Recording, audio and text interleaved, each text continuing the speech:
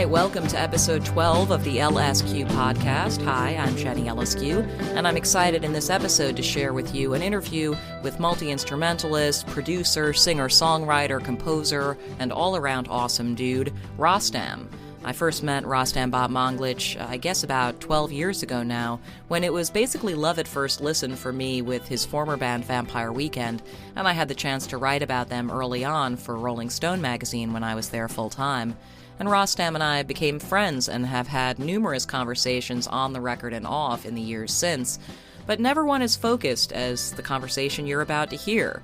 A one-on-one at Rostam's place in Los Angeles where we got to dig in and talk about his childhood musical influences, his creative evolution, his decision to step away from being a full-time member of Vampire Weekend a couple of years ago, his debut solo album Half-Light, his work as a producer with artists like Haim and Charlie XCX and Carly Rae Jepsen, and much more. So I hope you'll hang out and listen to the entire thing. And after the interview with Rostam, you get an excerpt from a conversation I had back in 2014 with Beck leading up to the release of his Grammy-winning album Morning Phase. But first, let's dig into this Rostam chat, and where we begin here is with Rostam commenting on how in the couple of years since he revealed he was stepping away from Vampire Weekend, it's sort of felt to him like time was flexible. It's so weird to put like the chronology together because like kind of changing my relationship to Vampire Weekend from, you know, being a member of the band to not being a member of any band. Like that was something that was, I guess now like 4 years ago, that was a decision that, you know, was, you know, felt like really an inevitability. And yeah, it's interesting to like look back on just kind of feeling like nervous about what the right way to talk about that was. Yeah. And I don't know if I did the best job, if I'm totally honest, but I remember like texting a few people that I trusted, and I think you were one of them, being like, what do you think of like saying this? And maybe you gave me some notes. Some other friends gave me some notes like about what to say and what not to say. 'Cause, yeah, it's weird. Some things that you want to like, you want to express, you want to like say it like in a concise way that doesn't say too much, but gets, you know, cuts to the point. Yeah. No, that's the same thing. Not saying too much and cutting to the point. That's the same thing. What do I really mean? You want, I don't know, to.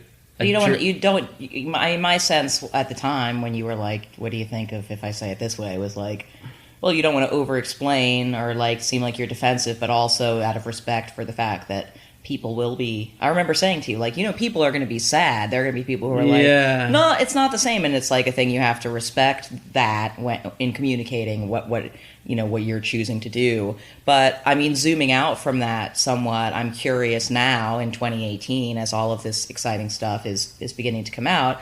I mean, does it feel like, well, yeah, this is why I made those, this is what I wanted to be, my life to be by 2018, is that I have my own music and then I'm available for whatever projects come up? Or is it just like, you're like, oh, it's nice it worked out this way, I figured something good would happen? How much of a master plan, once you made that decision, like, how much of a master plan do you feel like, no, you are executing your vision for, like, this phase of your career? Yeah, that's the thing. I think I got into a zone where I was thinking about my career, and I really feel like I've exited that zone now, where I just can let it exist, let it happen, and not think about it. But I think I had to for a second, just be like, you know, what do you want to do? Because no longer being a member of a band kind of changes, you know, what you can do and what you can't do. And there's nothing that you can't do. You can do whatever you want to do. So it's like, what are the things that are important to you? And that ultimately, I think that's a healthy way to think about what your career is. There's a lot of unhealthy ways to think about your career, but like, what is important to you? That's like the most healthy way to think about it. And so what are the top things that are most important to you in terms of whether you feel like content with and excited about what you're working on?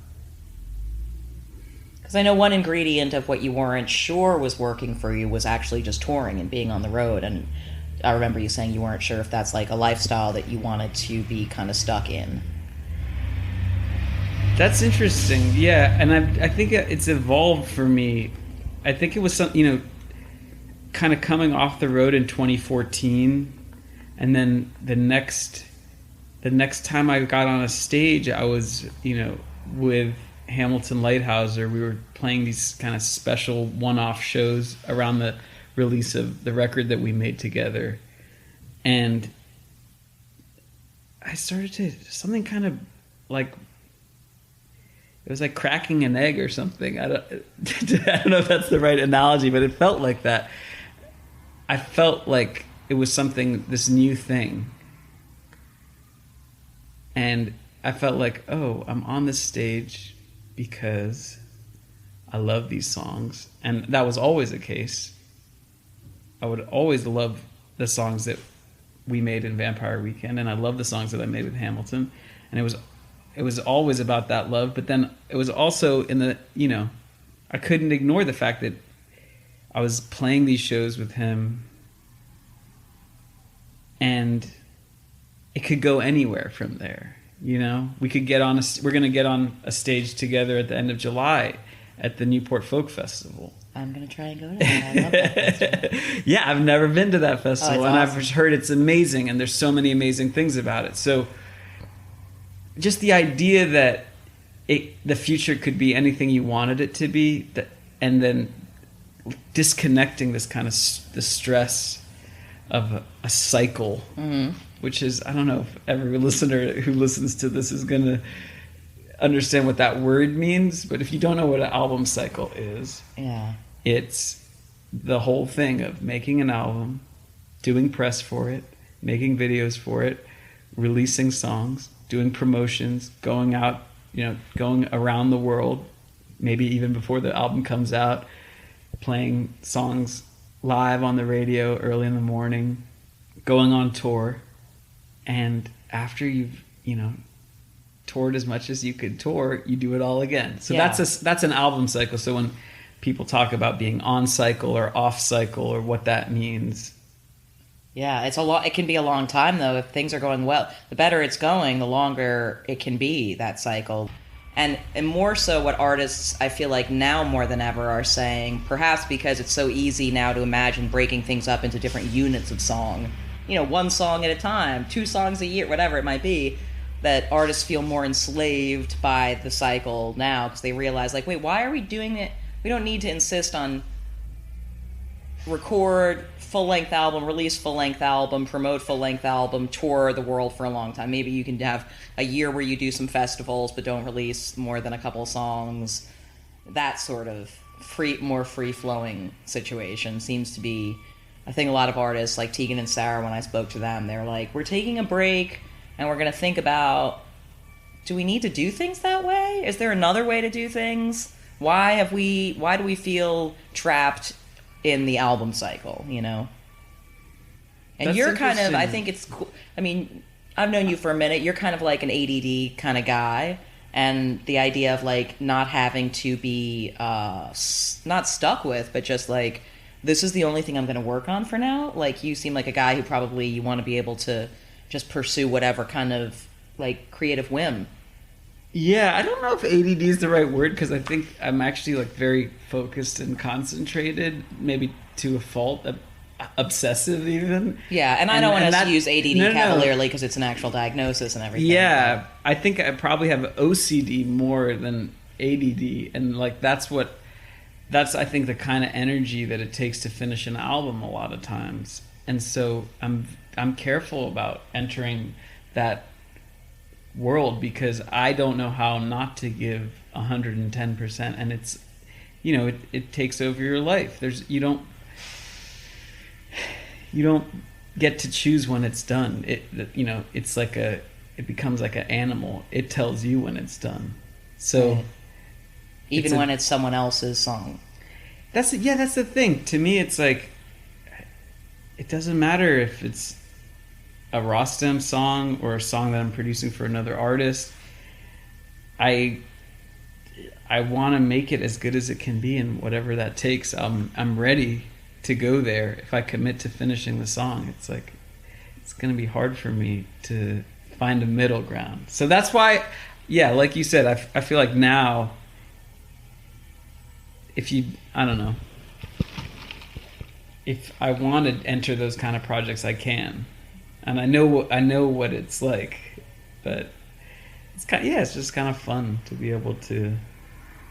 I feel like we haven't given the listeners too much context so far about who I am or what I do, but maybe it's worth giving that kind of sort of like. We will. You can do that. No, sure. We're gonna. Maybe I don't have to do all that. We're gonna do it. We're gonna get to that. Don't you worry. I mean, nowadays when you have a free moment where maybe a project's winding down and there are others that aren't quite ready to go yet, do you imagine artists that you know what you would do with a song of theirs that you haven't even, or do you sort of fantasize about like, oh, if I could just get into the studio with this person, I already have an idea of what I might suggest they try? Yes and no. Yes, I do have people like that I think of, I think we could make something cool together, and I feel kind of like I'm not in a rush to get there. Most of the people that I work with I know personally in some capacity, and it's a kind of an organic process that brings us into the studio together. So I feel like right now I have like a good crew of people that I'm making music with, people that I've worked with really for like, some of them for like 12 years and some of them for 12 months. And I think it will continue to be that way. You and I have known each other for approximately 12 years. Yeah. Since 2007, approximately. Mm-hmm. When we met because I wrote something about Vampire Weekend for Rolling Stone. Yeah. But also we had like some mutual friends in common in New York, and I had been lucky enough to, just by being in New York and just having met a couple of people who went to college with you guys, like heard about Vampire Weekend early and went to see you guys play at Mercury Lounge. Was that the first Mercury Lounge show that VW played that night that we did our historic interview? It feels at right. The library? Yeah, that feels right. What do you remember most fondly from like those early days when things with Vampire Weekend were starting to pop off on kind of like another level, and people like Rolling Stone were starting to take notice? I mean, do you think in retrospect that you were even able to sort of appreciate that experience at the time, or was it very exciting for you guys, or for you in particular? It was very exciting, and the excitement kind of started when we played shows in college. And 3 out of 4 of us graduated college in 2006, and for the next year or so, we would get booked to play these shows at like literary houses, which would be like the Columbia equivalent of a frat party. It wasn't very fratty, but it was a party, and we would perform, and it would get packed. And those shows had a certain excitement that transferred to a lot of the shows that we played downtown in New York over the course of that next year. And I think that was kind of where the excitement stemmed from. That it was like, it felt like a real thing because we were playing those shows. Right, and some of your friends from uptown would come and get the party started, and it felt like there were fans at the show already, mixed in with people who were like, what the fuck is this? Well, yeah, they were our friends, a lot of them, but some of them were not our friends. Some of them were kids who went to Columbia who had, someone had shared the music with them, because I thought it was smart to make a CD, the so-called blue CDR. It was like this idea of making something that was kind of finished, but kind of unfinished. And it was kind of like you were getting let into something. You're getting let in on something early. Right. So the blue CDR has like 10 songs on it, and 9 of those ended up on the first Vampire Weekend album, and like 3 of them are different, but... And you had already at that point been, even while you were still in school, like getting some paid work working in the studio. Am I remembering that correctly, right?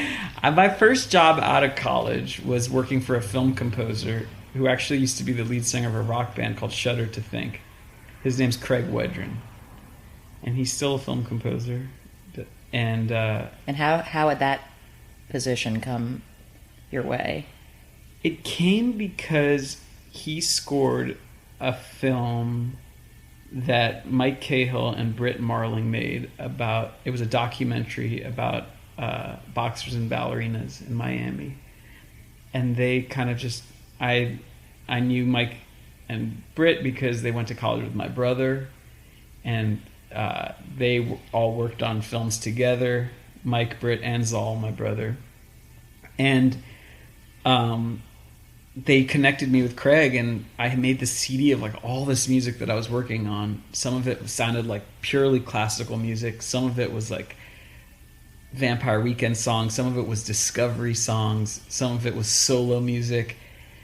I made this 15-track CD for Craig, and I was basically like, this is what I can do. And he was like, do you want to come work for me? And so he gave me my first kind of real music job. So what were your responsibilities? I was working on this film called The 10, which is 10 short films about the 10 Commandments, hosted by Paul Rudd. Love that movie. I wrote some of the music in that movie. What? I love that movie so much when I saw it in the movie theater that I went to see it in the movie theater again, which like I never do. Just out of, not out of judgment, but just out of like laziness or whatever. You guys, The 10 is fucking hilarious. Winona Ryder has a hilarious vignette in it. Paul Rudd is amazing. It's so good. Yep. There you go. There you go. So The 10. So you did that, and was that it? I contributed to a couple of moments in that. And then I thought, I was at this point where I was like, do I want to go to grad school for music? Do I want to pursue film scoring? Do I want to be a record producer? Do I want to be in a band? I was in a band. It was Vampire Weekend. We started, it was most of our last semester of college when it started. And I felt like this was an opportunity to like write songs, record music, produce an album. And, that all happened. And the other guys in the band really, like, they trusted me to produce the first Vampire Weekend album. I'd never produced an album before. So they believed in me. And I have to thank Craig for giving me a computer, that was like souped up to score films. And I used that to record and mix a lot of the first Vampire Weekend album. So I want to go back in time. And some of this is stuff that we've talked about in other contexts. Sure. But I do want to kind of go back and dig into some of the little baby Rostam influences. So tell me about your earliest interest in picking up an instrument and playing music. How old were you? I think I was 5 or 6, and I wanted to play the flute because my brother was learning clarinet, and I wanted to, be kind of like my brother, but maybe a little different. And then so I ended up learning recorder because I couldn't play flute yet. I was just too young. And so the recorder was the first instrument that I learned. And I remember I had like this part in the kindergarten circus, which was playing a recorder. And I think I was like 1 year ahead of everyone else in the class who would learn recorder as part of the curriculum the next year. But I was just like 1 year ahead. But so the recorder was like the first instrument that I learned. And then... Oh, yeah. Didn't they cast you as a snake charmer or something? Yeah. How'd you know that? I remember. I think you told me that.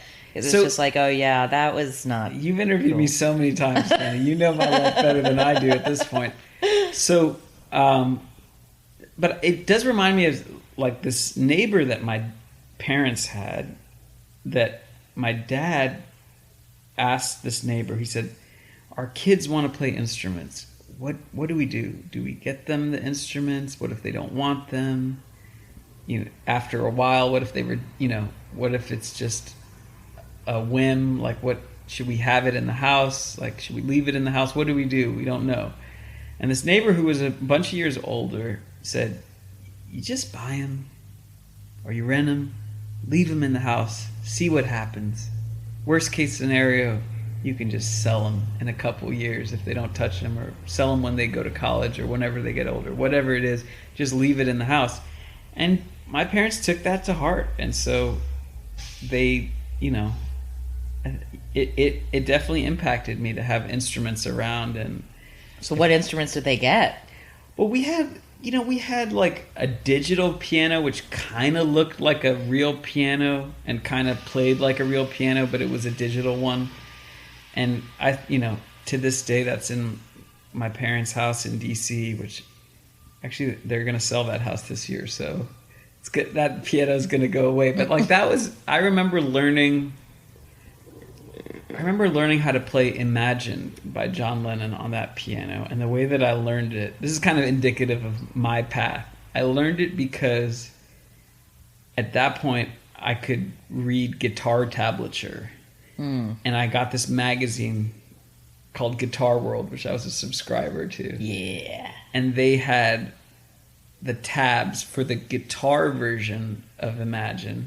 That there is no. I feel like maybe John Lennon played it live in Central Park on acoustic guitar once, but like this was just like an adaptation of a piano song, and I was like figuring out the piano version from the guitar version. Damn. And that's basically basically how I learned to play piano, was through guitar. And then when I was 17, which is really late, I was like, I should probably take some lessons in piano. And the guitar was self-taught? I had a guitar teacher. So I played the flute from age 6 until about 13. I burned out real hard on flute. I was like, I never want to play flute again. And I was like, fuck you, flute. I was like, I want to learn electric guitar. And my flute teacher was really cool. She was like, I think I know a guy. He's good. He's cool. He's like kind of a rock guy, but he does classical too. And like, I think he'd be a good teacher. And so then I started taking guitar lessons, and that was like the beginning of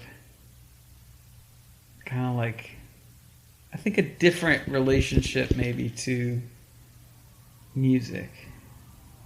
I guess it made me more interested in songwriting, whereas when you're playing the flute, it's kind of hard to be interested in songwriting. Right. It's hard to like sing and play flute at the same time. I think some people can do it. But also, I guess with guitar, once you have once you know what the building blocks are of the songs you like, I can see how that would translate into like, what if I rearrange them this way and sang something different? So this is you said from when you were starting when you were 13 that you started playing guitar. Right. So what were you listening to at that point? I was listening to like Bush. Oh yeah, Glycerine. Get in there. Glycerine, Machine Head. Yeah. Like Local H.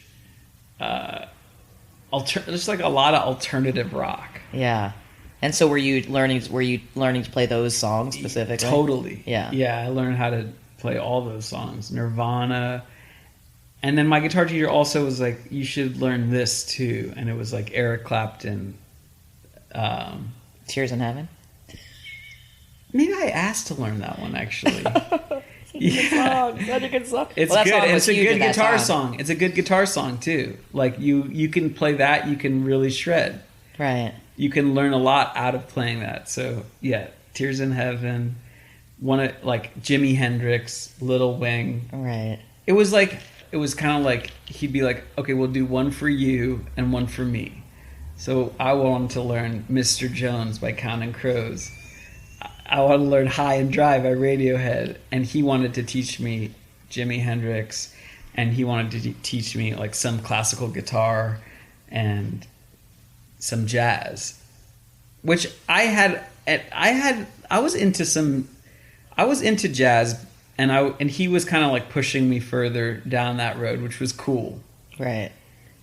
And the most technical shit that I got into was not Van Halen, because that just wasn't my music, but the Stray Cats. So Brian Setzer, Damn. his guitar solos are kind of like the most technical stuff that I can still play on guitar, And to this day. And so were you beyond those are obviously artists whose songs were on the radio and were hugely popular at The that Stray time. Cats? Well, not the Stray Cats, but I mean, like the Bush type stuff. Oh yeah, the Bush. Oh yeah, Bush. Were you already at that point starting to be like the kind of music fan who would try and go see these bands in concert, or what was the sort of what kind of pushed you into being more exploratory with your music taste? My first concert was Semisonic at the 930 Club. Damn. Which I've been reluctant to talk about, but I was really into Closing Time, the song. I was really into Singing in My Sleep. They had a lot of great songs on that record. And I think I convinced my brother to take me to the concert. At the 930 Club.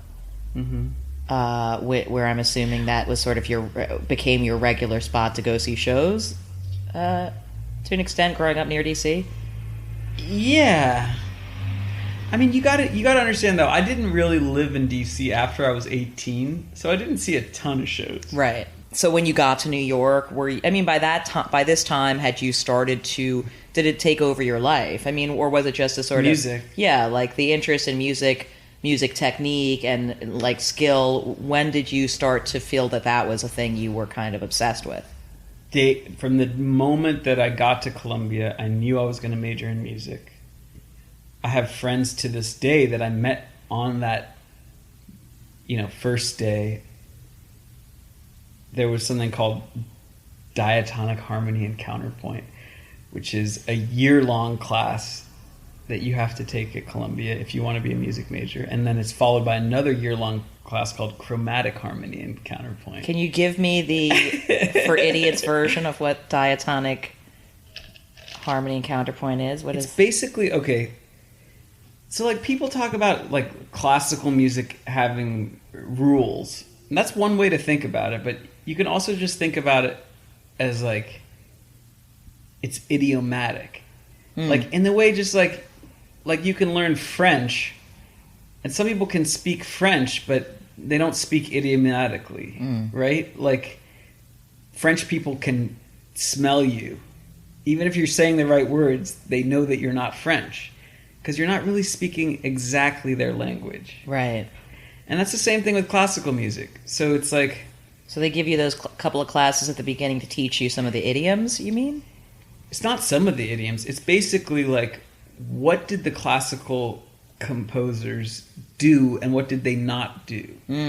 Like, okay. And you can, I can hear it in other artists that I know that have studied classical music. There's certain things that they do that people who haven't studied classical music don't.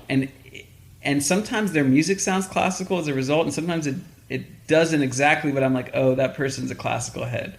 Interesting. And that's definitely something I feel about Julian Casablancas. Like the stuff that he writes, a lot of those like guitar lines from dating back from like this First Strokes album, they're like really classical, and they're hidden in others. It's hidden in a different context, but I think a lot of people who study classical music, they're like, oh yeah, that's a classical thing. That little moment there, that's such a classical thing. Or like Regina Spektor, I feel like she has a lot of those moments, whether she's just on a piano or she has different instruments. I can kind of hear that coming through, which is interesting because I'm mentioning these kind of quote-unquote New York artists. Right. And I think there is a kind of connection between classical music and the New York sound. And that's been around since the Velvet Underground had John Cale on stuff, and since like someone like Arthur Russell, who played classical cello and then also made dance music and made everything in between. So like, yeah, that's interesting. I've never thought about that before, and I wonder if it does sort of just have to do with proximity to just the high culture music stuff in New York, that you have things like Lincoln Center, you know what I mean, that it's like the idea of classical music as being a contemporary category in certain cities is more alive than in other cities. And in a way, I imagine that if you are based in certain cities and other parts of even just the U.S., you might have a little bit of Zydeco in your music, you know what I mean? Or you might have a little bit of, roots Americana in your music without even having to think about it too much. I know with Casablancas, for instance, I know he went to music college for a couple of semesters, and I don't think that was his focus, but, and with Regina Spektor, obviously she was classically trained as a kid. Yeah, so I think what you mentioned about New York is true. It's true for classical music, and it's true for all kinds of music. It's true for every kind of music. You take the subway in New York, and suddenly you're hearing African music. You're hearing Ukrainian folk music. You're hearing classical music played by, a solo violinist. You're hearing jazz. Mm-hmm. You're hearing all these different kinds of music all the time. It's in your face. You can't escape it, and it is inspiring, and it does affect you positively. I think it affected all of us that have made music and lived in New York. Yeah, I mean, it's interesting, even just going back to touching on the early days of Vampire Weekend, when some people who were writing about the music were fixated on whether a portion of the influences felt pretentious or appropriative, I guess.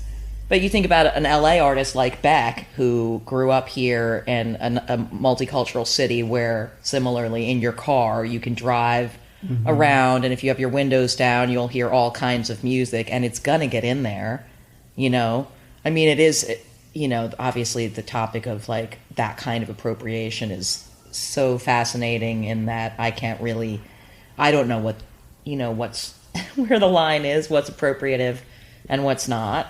I have sympathy for artists who try and be respectful, but also who want to include in their music some of the available tapestry of sounds, even if it doesn't come from where they come from. Was there ever a moment in those early days with Vampire Weekend and in your early evolution as an artist yourself where you felt like you had to assess that criticism legitimately and think about whether to factor it in at all? I mean, did that stuff bum you guys out, or you in particular? It took time for me, and I think it was something that me and Ezra were kind of figuring out how to talk about, because we both had complex relationships with whiteness.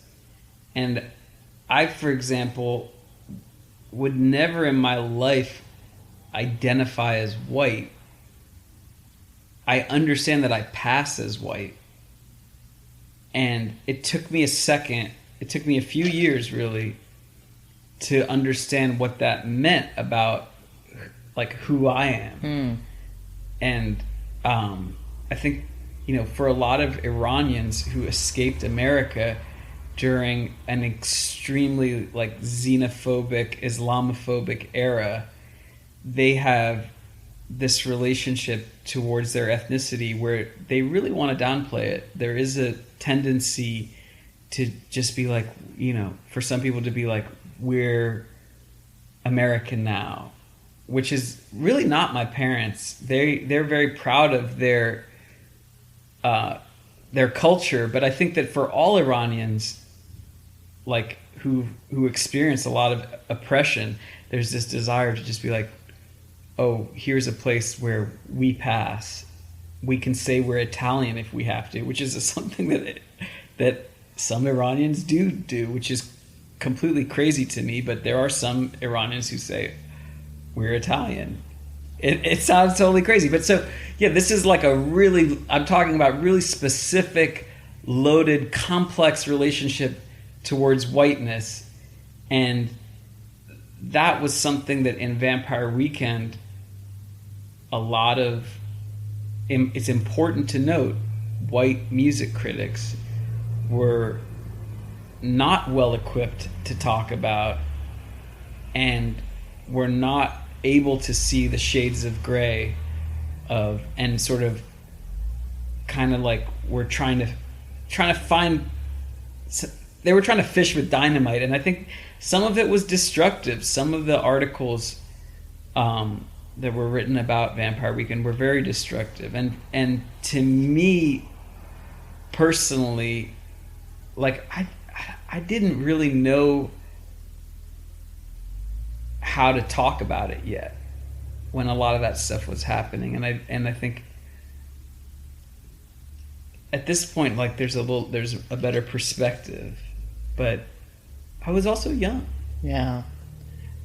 Since we are in a new era now, not just when it is easier to talk about one's own complicated relationship with any aspect of one's identity, that whether it's whiteness or anything else for that matter, you're the captain of your own ship as an artist. It's just Rostam. It's just you, and whatever you say is just representing only yourself. And I have enjoyed watching you come out more with your identity in your music. I think that's one of the things about Half-Light that I like so much, and in the lyrics and the sound of it, is that it feels more like you're like, obviously it sounds Vampire Weekend-y in the ways that's like, oh yeah, that's the Rostam, you know, the sort of classical Wes Anderson-y kind of thing that you do, but also elsewhere just being like, hey, here's a little bit of what I'm about, and I'm writing songs for me and for you. I mean, do you feel like has there been a point where you've kind of counseled yourself to just be open about things in your own music and not to shroud things in mystery too much? Yeah. I do enjoy, you know, speaking on topics. I mean, let's just talk that are about, interesting to me as a, you know, in songs. Right. I think songs are a really cool place that I get to talk about being the son of immigrants, talk about things that I think are unfair in the world, talk about like love in a universal sense, and love in a way that I think people who don't identify as straight can, you know, connect with, which I think there are differences there. And it's interesting because, like, this summer I'm going to spend about 6 weeks in Provincetown. Okay. Which is it's the last town on Cape Cod. I don't know if have you ever been there? I haven't. It's a cool place. It was the first gay town in America, and it's still probably like one of the gayest places in America. Okay. Where you can walk down the street and literally everyone's gay. Right. And the straight people have that kind of look on their faces, like, you know, their eyes are darting a little bit. They're like, you know, maybe we don't fit in here. And it's like you reverse, everything's reversed. Yeah. And it's what's really cool about Provincetown. There's these different weeks. So there's like Girl Splash, which is kind of like Lesbian Week, and there's Bear Week, and there's Family Week. It really feels like, especially on Family Week, you really feel like you're living in the future. You feel like you're seeing like the next stage of human existence, where it's like mom and mom are pushing a stroller, and, you know, dad and dad have 2 kids and a golden retriever. It's like you're really in this future world. And a bunch of people who have told that I'm going to be spending like this much time out there, they've been like, oh, you're going to bring some studio equipment, you're going to record. And I don't think I am. But one thing I do want to do is write a book of short stories. And what attracts me to writing a book of short stories is that I feel like there's certain things that I want to say that I don't get to say in songs because it's just too complicated. Like, right. I guess there's things that I want to say in a song that maybe you shouldn't say in a song. You know, maybe it's better to say in a short story. Things about your identity, like things about being gay, or things about being an immigrant, being Iranian, identifying with other immigrants. Just like I think there's things that making the album Half-Light, releasing it, touring it around the world, and around America, and spending time with people after the shows, it really, I think it kind of impacted me in a way. It kind of made me want to say more. Right. And I think it's been nice for me to take a break from music when I've been in Provincetown in the past, which has only been for 1 or 2 weeks, And this time it's like a little bit longer. And I'm excited to just because I get these my fingers get... He's moving his fingers right now. My fingers, they get... If I haven't played piano or used Pro Tools or played guitar in a few weeks, my fingers start to get twitchy. I have I need to be doing something. I get this weird thing. It's like a black cloud. It's like guilt or unsatisfied feelings. I need to be doing something. I need to be making something with my hands. Maybe pottery is the way to do it. I don't know. I'd rather type. Do you write? Have you written short stories in the I past? have. I've written a lot of short stories when I was in high school and college, and I haven't since. So I wanted to just kind of jump back in. Are you gonna have friends come visit and stuff during that time? Do you have friends who yeah. I do. I have a lot of friends who want to come visit, and I'd love to have them visit, and they have visited before. But it's funny. It's so much easier for me to talk about this project. I would never do this about an album, right? But it's so fucking easy and fun for me to talk about this book of short stories, which may never come out. Right. And I don't feel anything about it because Publishers Weekly's not going to pick this up. But if Publishers Weekly. What do you mean they're not? But I don't know, if I talked about all these songs that are coming out, it could just become this deluge of weird news stories, which I don't want. Yeah. So I'd rather just talk about this book of short stories that's going to be amazing. Well, right. And most other things you're working on are other people get to decide whether or when it comes out. And they're coming out. Yeah. They're coming out. But yes, I don't know when. Coming out. Exactly. I don't know. I think as a producer, it's it's not your role to hype up songs that haven't come out yet. Once they come out, then you can talk about them. But I just don't feel like it's too early until they're out, because you never know what's going to happen until a song comes out. It's crazy. You don't want to jinx it. You don't want to jinx it, and you don't know what's gonna you don't know what it's gonna be until it is. Yeah, it's just living in a vacuum, and it's sort of hard to assess until it enters the world. A lot of times, even how you're paid, how you split the publishing for a song, what your deal is, all this stuff, you don't work out until the song is done, until the song is out. Sometimes years later, people are like, "How do you not have a producer deal for that song? It came out 2 years ago." Well, that's life. Yeah. That's life. And if you go into the studio with all these contracts written, I don't know what it would be. I've just about never done it. Right. Because it's you're messing with the art. Right. You got to see what it becomes and then decide. Yeah. Yeah. Yeah.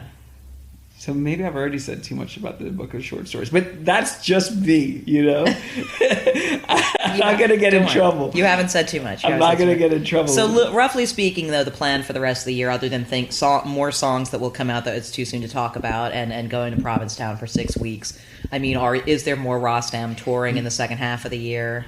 And are you starting to think about the next Rostam album? Because I know you worked on the songs for that for a while. I'm starting to think about it. There's a new song I've been playing live. I played it at every Rostam show in 2018. It's called In a River. I think I played it at the show that you were at. El Rey, yeah. I wrote it on the mandolin, and it's the first song I ever wrote on mandolin. It's been so fun to play that song live. At this point, I must have played it 20 or 30 times already. So I have to record that song and put it out. That's going to happen in 2018, for sure. More shows, though? Yeah, I have the show at Newport Folk Fest with Hamilton Lighthouse, which we're really excited about that. And I have a show at the Fonda September 14th after 5 nights of Phoenix. can come see Rostam. So I'm a big Phoenix fan, so I'm psyched. It's fun. That's It's awesome. fun to play the same zone as those guys. I've known those guys for a while, and I think Fonda's like one of the most fun places to play in LA because there's this awesome rooftop Oh yeah. where you get to hang. You get to smoke your dubs when sweet legal weed California. If you're me, at least. Plus others. Exactly. Yes. LSQ crew on the roof of the Fonda getting baked before the show. In full effect. How else could it go? It couldn't go any other way. I think that's all I have for you for this time, Rosti. Thank you, Jenny. Thank you for doing this. We'll come back and we'll talk about a whole bunch of other stuff some other time. I'd love to. It's so fun. Let me be a regular on LSQ. Well, as you heard Rostam mention, he does have a few North American shows coming up, so maybe bookmark officialrostam.com if you want to stay in the loop. And coming up next in episode 12 of LSQ, I figured I'd feature a clip from another mononymous artist turned producer, Beck. And also, it was just Beck's 48th birthday on July 8th, so happy belated B-Day to him.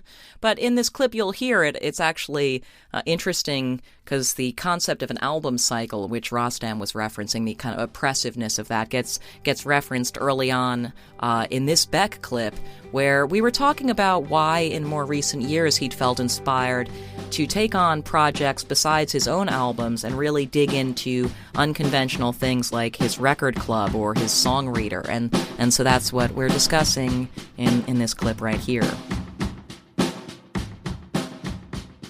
You know, I had a lot of years of pretty intensive touring and a lot of like kind of concentrated work. I think at the time I was thinking about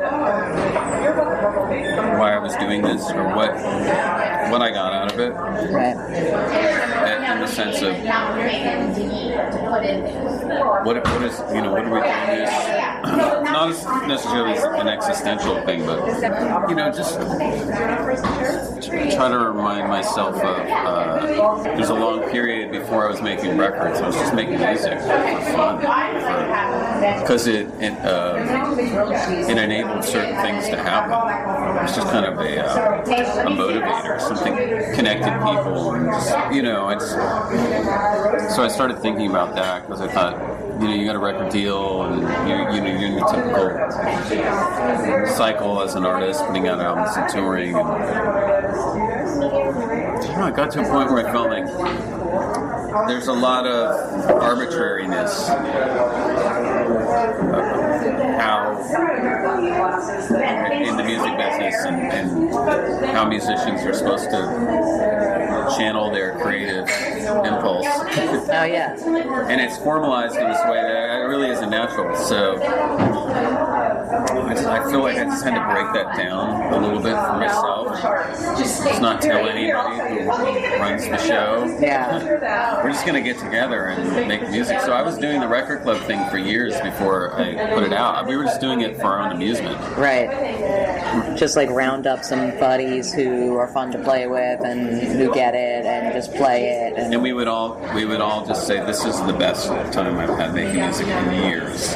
Where would you do it? Just at your place, or? I had a studio, or we rent a studio. I mean, so I just looked for things like that, where just something could happen, and you know, get into that. And I felt like it was a kind of liberation in a way. Of other bands would come in and they could see how, because sometimes there'd be 2 or 3 bands all together. You see how other people work, because you tour with people, and that's one thing. But recording together is really intimate, and you really, when you get close quarters like that, you can see like, holy shit. Like when Annie Clark started playing guitar, we're just like, fuck, she is a fucking great guitar player. And when you see them on stage and there's a band and okay, they rehearsed, but you know, it's something when you're really just in close quarters like that, where you're standing next to somebody and singing with them, you can hear their voice and your voice is with theirs, and yeah, there's something very humanizing about the whole experience. Right. And I just needed some humanizing. Yeah. After, whatever, 8, 9 albums and tours and, being on a whole treadmill, which I happily participated in. Yeah. And I understand that's the way of the world. But yeah. I realized nobody was going to call me to make up these situations, So you kind of have to do it yourself. It just takes a lot of time and a lot of persistence. You just gotta. It's the thing of I'm just going to ignore everything that's interesting going on, and I'm just going to go in there as miserable as it can be and just do it every day until it starts to work. That's really what it takes. I feel like it's just work ethic, really. Yeah. What comes down to it, consistency and work ethic.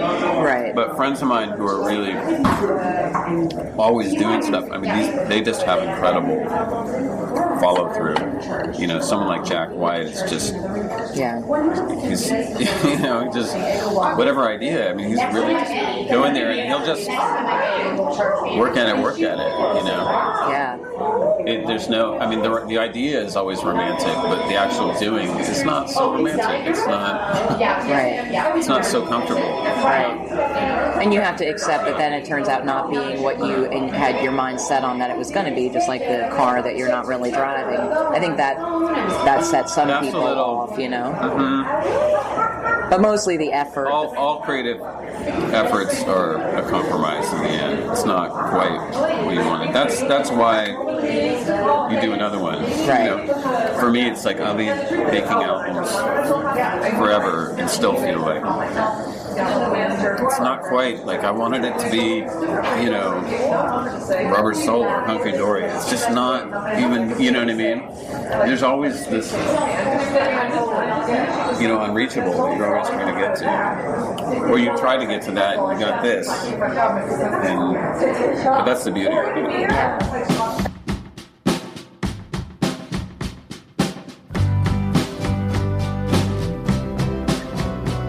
That's about all I've got for you in this episode of LSQ. Thank you so much for listening, and major thanks to Rostam and Beck for their time. In a few weeks, you'll get a new LSQ, episode 13, with Best Coast's Bethany Cosentino. And after that, there's Death Cab for Cutie's Ben Gibbard to look forward to in mid-August. So please do subscribe if you haven't done so already. And if you want to share your thoughts in the form of a rating or a review, I'm told that kind of thing is helpful. You can always reach me with feedback or questions on Twitter @JennyLSQ. I'll talk to you next time.